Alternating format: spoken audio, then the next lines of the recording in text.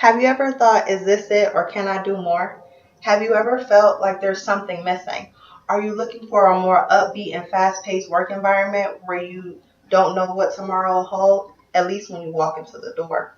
A career in perioperative surgery might be where you would like to go. As a perioperative nurse, you would get a chance to see what it really takes to save a life.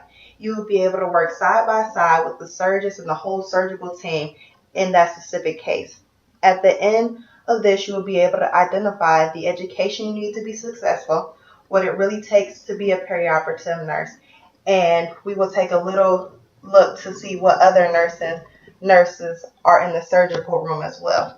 This might look like a lot of work at the beginning, but nothing worth having comes easy.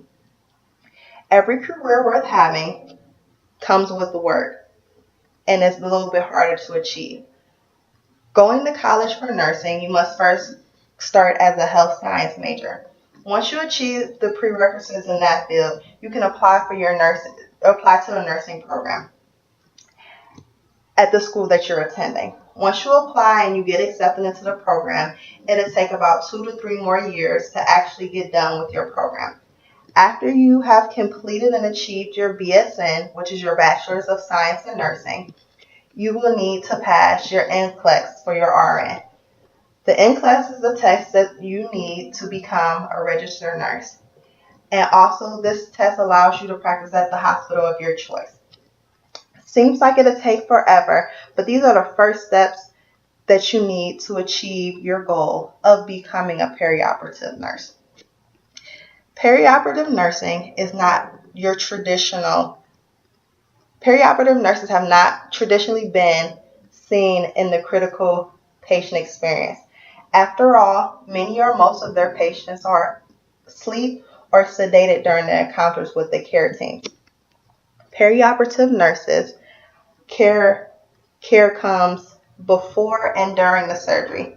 But before you can have the title as a perioperative nurse, there are some requirements that you have to achieve along the way after you have obtained your degree.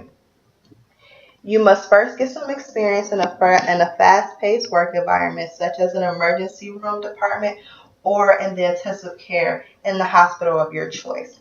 Once you have achieved that experience, the next 1 to 2 years, you can become a perioperative nurse. To achieve the title for a perioperative nurse, you must go through what is called the new to OR training. This training is a 12-week training that you have to go through so that you know all the rules and regulations of becoming a nurse and what it takes to actually work inside of those OR rooms. After additional training, you will be put on your rotation so that you get to see what goes on the different shifts that they may have. So that might include first, second, and third shift. There are many different types of nursing that goes on in the perioperative suite. The most commonly overlooked nursing in this suite is the holding area nurse. This is the nurse who gets the patient ready for the surgical team to come in and take them back to the OR room. Once the patient has made it back to the room, they will meet another team of nurses known as your scrub nurse and your first assist. Along with these two nurses, you will also see the non-scrub nurse. This nurse stays in contact with the rest of the OR staff in case of an emergency. The nurses that are inside of the room during surgery are the ones that have the most fun to me. This group of nurses, along with the surgeons, are the people who have to take care of the patient's lives. So they have to be very careful. Perioperative care does not just stop after the surgery is done. This nursing also takes place after the surgery in the recovery room while the patient is recovering and after the surgery has been finished.